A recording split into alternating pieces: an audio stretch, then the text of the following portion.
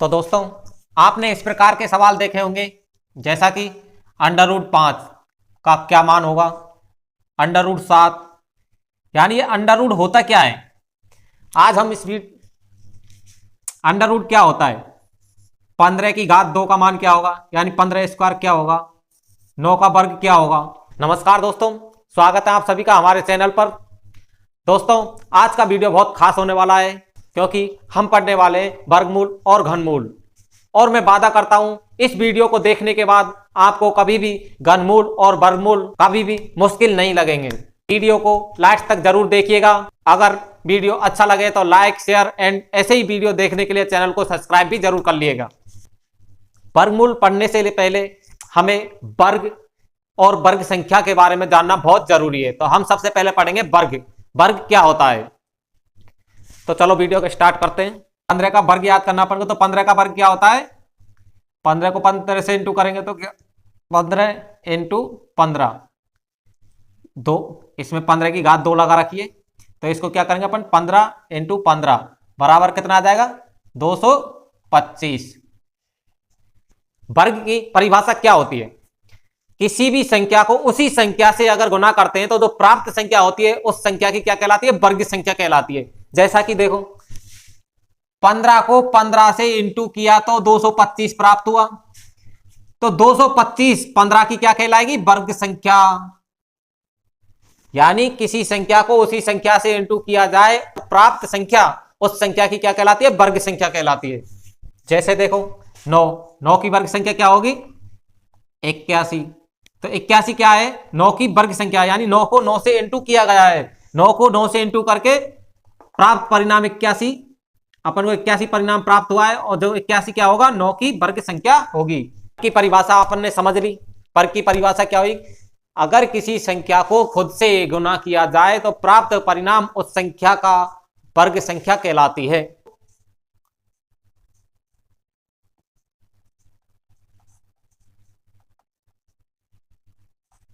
किसी संख्या की वर्ग संख्या। अब हम पढ़ेंगे, अगर हमें किसी की वर्ग संख्या दे रखी है,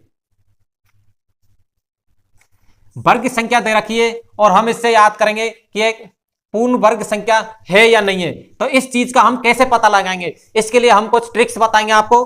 तो इसके लिए कुछ ट्रिक्स होती हैं, तो उनके बारे में पढ़ते हैं। तो हमारा टॉपिक हो जाएगा पूर्ण वर्ग संख्या होने की शर्तें क्या क्या होती हैं। तो पहली, अगर किसी संख्या के अंत में 2, 3, 7 और 8 हो तो वह संख्या पूर्ण वर्ग संख्या नहीं होगी। जैसे उदाहरण देखो, 2023, तो लास्ट में 3 आ रहा है तो यह पूर्ण वर्ग संख्या नहीं है।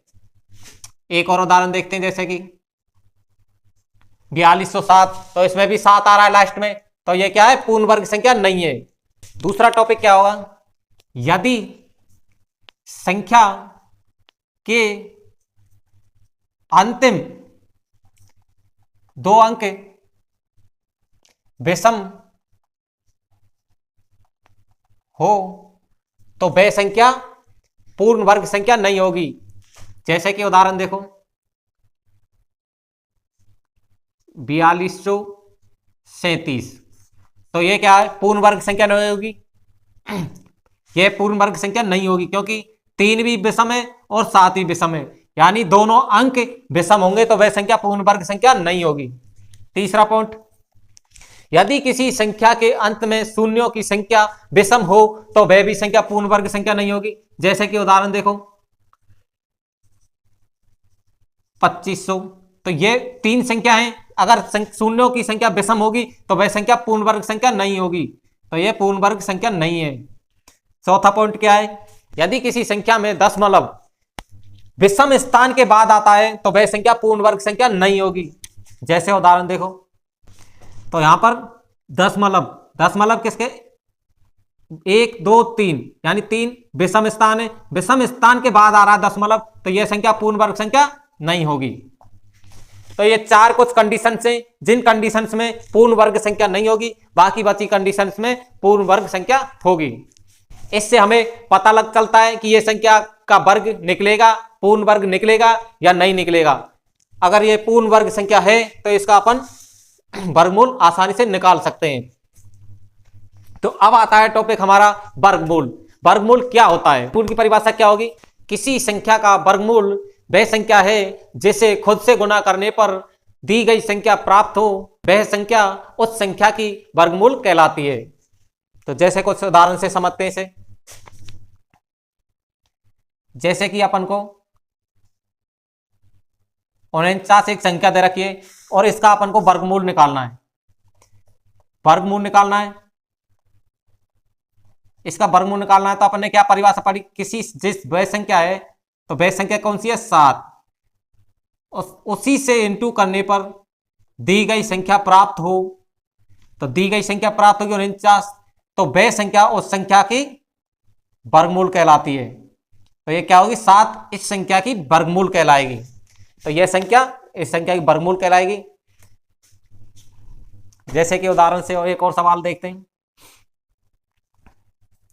64 है, तो इसका वर्गमूल क्या होगा? 8 इंटू 8। 8 को 8 से इंटू करेंगे तो क्या प्राप्त होगा? 64।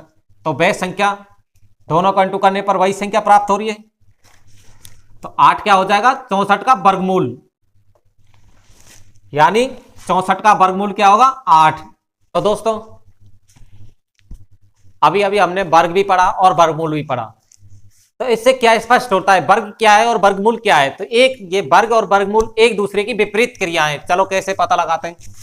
जैसे कि 8 का वर्ग निकालते हैं हम 64।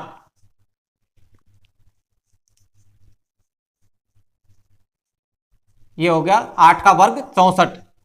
तो 8 का वर्ग 64 हो गया, तो 64 का वर्गमूल क्या होगा? 8।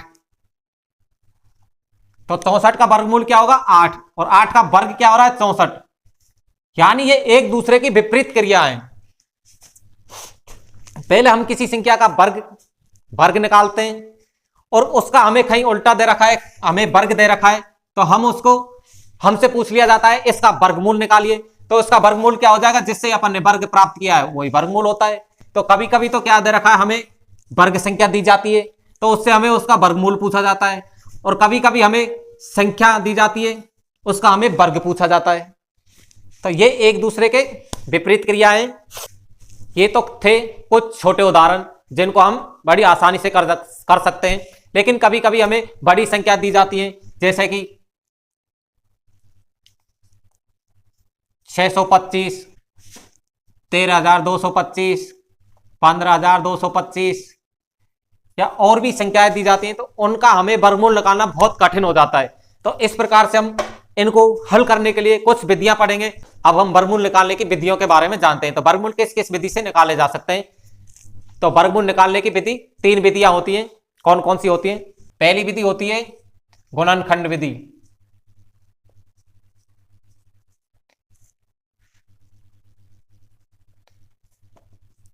गुणनखंड विधि से एक उदाहरण लेते हैं, इसे उदाहरण से समझते हैं। एक संख्या दे रखिए 15,625, तो इसका हम गुणनखंड करेंगे और इसका वर्गमूल निकालेंगे। तो देखो इसमें लास्ट में अभाज्य संख्या है, तो अभाज्य संख्या से ही भाग जाएगा। इसमें 3 का भाग नहीं जा रहा, 5 से ही जाएगा, तो 5 का भाग देंगे 15 में तो कितनी बार जाएगा? 3 बार। 6 में कितनी बार जाएगा? 1 बार। अब बचा 12, 12 में 5 का देंगे तो कितनी बार जाएगा? 2 बार। बचा 2, 2 और 5 25, 25 में 5 का देंगे तो कितनी बार जाएगा? 5 बार। अब फिर इसमें 5 आ रहा है लास्ट में, तो 5 का भाग चल जाएगा, तो 31 में 5 का भाग कितनी बार जाएगा? 6 बार। अब बचा कितना? 1, 1 और 2 कितना हो गया? 12, 12 में 5 का भाग देंगे तो कितनी बार जाएगा? 2 बार। बचा कितना? 2, 2 और 5 कितना हो जाएगा? 25, 25 में 5 का भाग कितनी बार जाएगा? 5 बार। 625 में 5 का भाग जा रहा है, 6 में 5 का देंगे तो 1 बार। बचा 1, 1 और 2 कितने हो जाएंगे? 12, 12 में 5 का भाग देंगे तो कितनी बार जाएगा? 2 बार। बचा 2, 2 और 5 कितने हो जाएंगे? 25, 25 में 5 का भाग जाएगा तो 5 बार। फिर इसमें 5 का भाग जा रहा है, 12 में 5 का भाग जाएगा तो कितनी बार? 2 बार। बचा 2, 2 और 5 कितने हो जाएंगे? 25, 25 में 5 का भाग जाएगा तो 5 बार। फिर इसमें 5 का भाग जा रहा है, 25 में 5 का भाग देंगे तो कितनी बार जा रहा है? 5 बार। और 5 में 1 बार। तो 1 आ गया। अब इसके बाद हम हल नहीं करेंगे। तो अब देखो यहां पर दो दो के जोड़े बनाएंगे तो कितने जोड़े बन रहे? 3। 5 इंटू 5 इंटू 5, 3 जोड़े बन रहे हैं। तीनों में से एक एक ले लिया जोड़े जोड़े के हिसाब से, 1 2 3। तो 5 इंटू 5 करेंगे तो 25, 25 को 5 से इंटू करेंगे तो 125, यानी इस संख्या का वर्गमूल 125 होगा। तो ये थी गुणनखंड विधि। तो इससे हमने वर्गमूल निकाला। गुणनखंड विधि से 13,225 का वर्गमूल निकाल के बताएंगे कमेंट में। दूसरी होगी वर्गमूल विधि। वर्गमूल विधि, तो वर्गमूल निकालने की वर्गमूल विधि क्या होती है?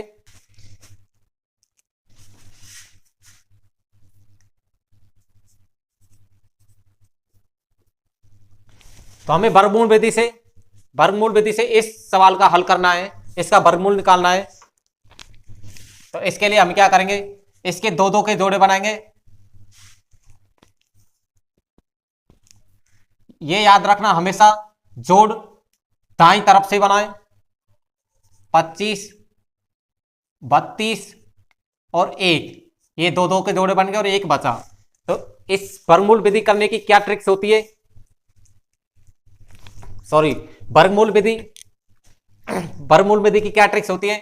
इसमें सबसे पहले जो बचा है अंक, जो जोड़ा है, लास्ट में जो बच रहा है उस अंक को लेते हैं और उसके पास या उससे कम वाली संख्या का वर्ग करते हैं। तो 1 के पास वाली वर्ग संख्या क्या होगी? बड़ी 1। तो 1 यहां रखेंगे तो यहां पर 1 प्राप्त हो जाएगा पे, इसमें कोई शेषफल नहीं बच रहा।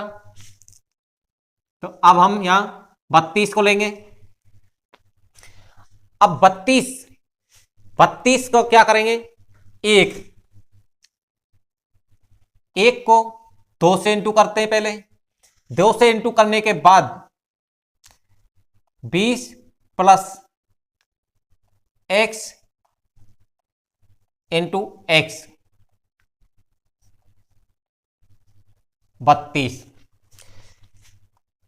पिछले आंसर को 2 से इंटू करते हैं तो कितना आएगा? 2। 2 में धाई लगाते हैं और प्लस x, कोई संख्या है, और इंटू x, जो या तो 32 से कम होनी चाहिए या उसके बराबर होने चाहिए। तो ऐसी संख्या क्या प्राप्त करेंगे हम? देखो 1 रखेंगे तो 20 और 1 क्या हो जाएगा? 21। 21 इंटू करेंगे 1 करेंगे तो 21। अगर यहां पर हम 20 प्लस 1 इंटू 1 तो बराबर क्या हो जाएगा? 21, जो कि 32 से कम है। और 2 रखते हैं अगर यहां पर तो क्या हो जाएगा?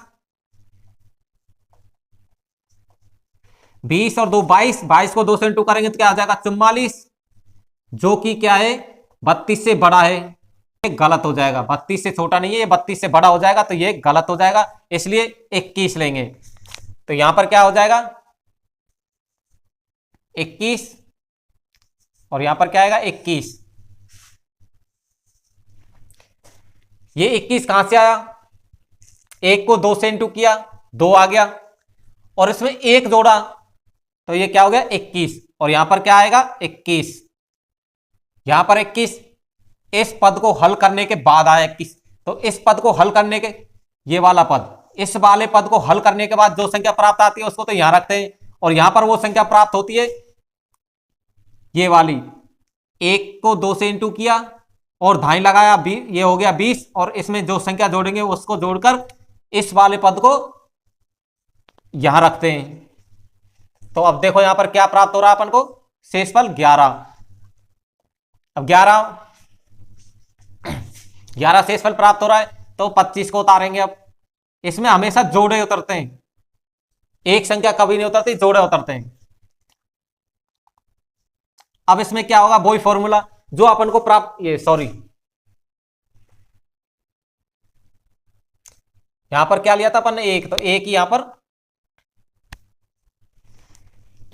x का मान कितना रखा था? 1, तो 1 ऊपर भी रखा जाएगा। तो अपन को 11 आंसर यहां पर प्राप्त हो रहा अभी तक। तो आगे हल करने के लिए इसमें क्या करेंगे? 11 को 2 से इंटू किया जाएगा पहले, तो क्या प्राप्त होगा? 22।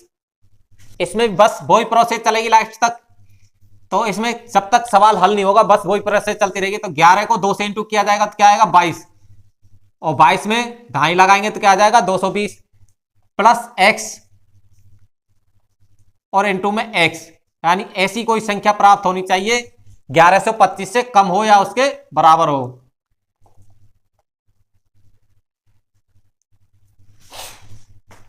ग्यारह को 2 से इंटू किया तो क्या हो गया 22, 22 में ढाई लगाई तो क्या हो गया 220 प्लस एक्स, इसमें x जोड़कर इसको x से इंटू करना है और ऐसी संख्या प्राप्त करनी है कि 1125 से कम हो या इसके बराबर हो। तो हम इसमें धर के देखते हैं, अगर एक रखेंगे तो 220 ही प्राप्त होगा, तो जो 1125 से कम है, लेकिन हमें उसके लगभग संख्या लानी है, सबसे बड़ी संख्या लानी है।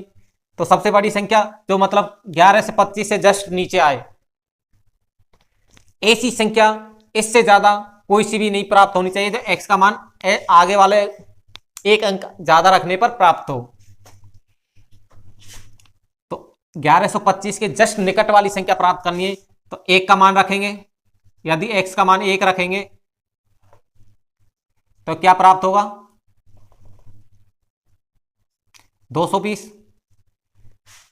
ये नहीं है, 2 रख के देखेंगे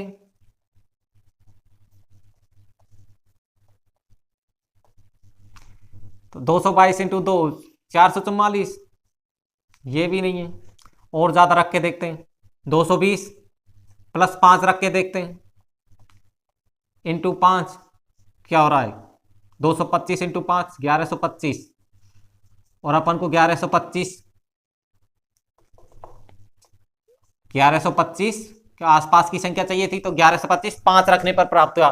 तो यहां पर क्या आ जाएगा 225।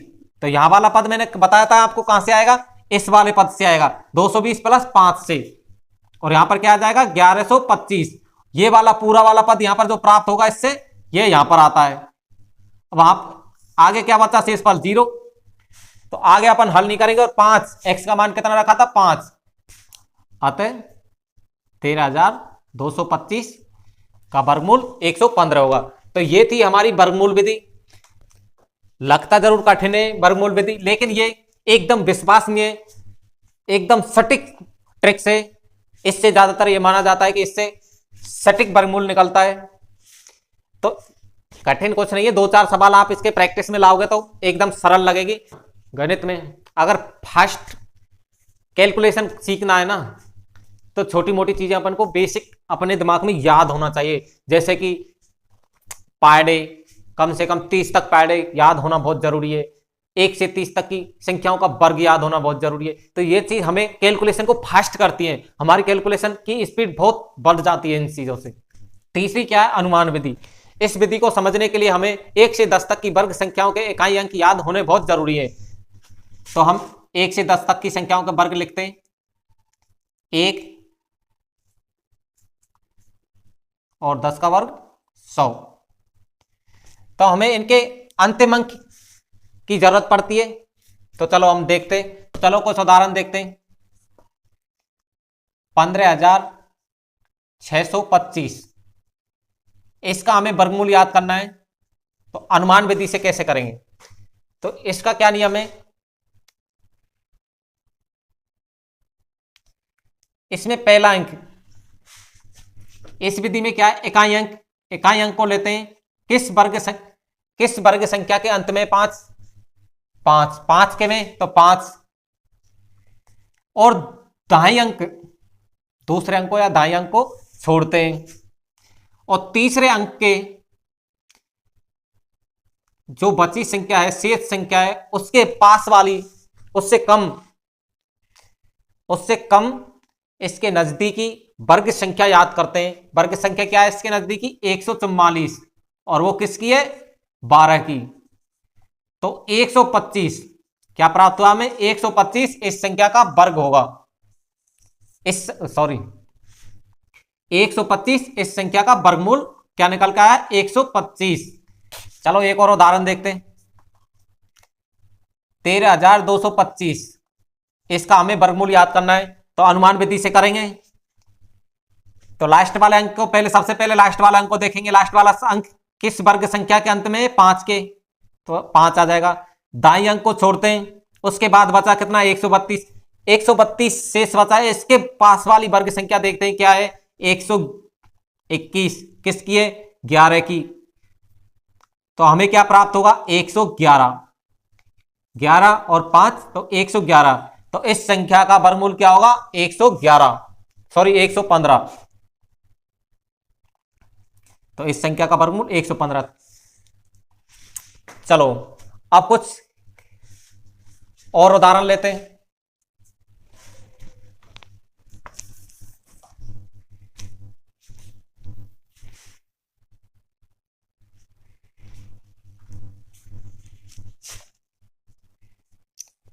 $7,056। चलो तो सबसे पहले क्या करेंगे? हम इकाई अंक को देखते हैं। इकाई अंक किसके अंक लास्ट में? 6। 4 के में भी है और 6 के में है। अब यहां कंफ्यूजन वाला सवाल आ गया, 4 या 6। अब यहां पर दो सवाल हो गए, सॉरी 2 अंक हो गए, 4 या 6। तो किसको लेंगे हम? एक अंक को छोड़ते हैं, दाई अंक को छोड़ते हैं और बचा 70। अब 70 के पास वाली वर्ग संख्या देखते हैं तो क्या होगी? 64 और 1 क्या होती है? ऊपर जाएंगे तो 81। यहां पर यदि दो संख्याएं हो जाएं, 2 अंक हो जाएं, तो फिर ये पैटर्न अपनाते हैं। अब इसमें 64 और 81 दो हो रहे हैं, तो 70 को याद करेंगे ये 64 के नजदीक है या 81 के। अगर 64 के नजदीक होगा तो 4 लेंगे, अगर 81 के नजदीक होगा तो 6 लेंगे। तो यहां पर 64 के नजदीक है तो इसका क्या लेंगे? 64 का वर्ग 64 किसकी वर्ग संख्या है? 8 की। और यहां पर क्या लेंगे? 4। तो इसका वर्गमूल क्या प्राप्त होगा? 84। तो एक और उदाहरण से समझते हैं। एक संख्या है 3249, तो इसको करते हैं। अब देखो इकाई अंक, सबसे पहले इकाई अंक देखेंगे। इकाई अंक क्या है? 9। 9 कहां पर आ रहा है? एक तो 7 में आ रहा है और एक 3 में आ रहा है, यानी 3 या 7, 2 अंक हो गए। दूसरे अंक को छोड़ते हैं, दाई अंक को छोड़ते हैं। अब 32 के पास वाली वर्ग संख्या क्या होगी? 25 और 36। अब 32 किसके नजदीक है? 36 के। 36 के नजदीक है तो क्या आएगी संख्या? यहां पर 7। यहां पर 64 के नजदीक था तो 4 ली थी। अब 36 के नजदीक है तो कितनी आएगी? 7। तो यहां पर कितना आएगा? 5। यहां पर इस संख्या को नहीं लेना, ये तो खाली अपन को इन अंकों को फिक्स करने के लिए काम आता है बस। संख्या तो अपन को उससे कम वाली ही लेनी है। तो क्या आएगी? 5। 25 किसकी वर्ग संख्या है? 25 किसकी वर्ग संख्या है? 5 की। तो 5 और यहां पर क्या आएगा? 7। तो ये इसका वर्गमूल क्या आएगा? 57। तो ये थी हमारी अनुमान विधि, जिससे आप किसी भी बड़ी संख्या का वर्गमूल चुटकियों में निकाल सकते हो। बस ये शॉर्ट ट्रिक्स है ना, शॉर्ट ट्रिक्स प्रैक्टिस से आती हैं। तो जितनी प्रैक्टिस करोगे उतनी ही ट्रिक्स फास्ट होती चली जाएगी।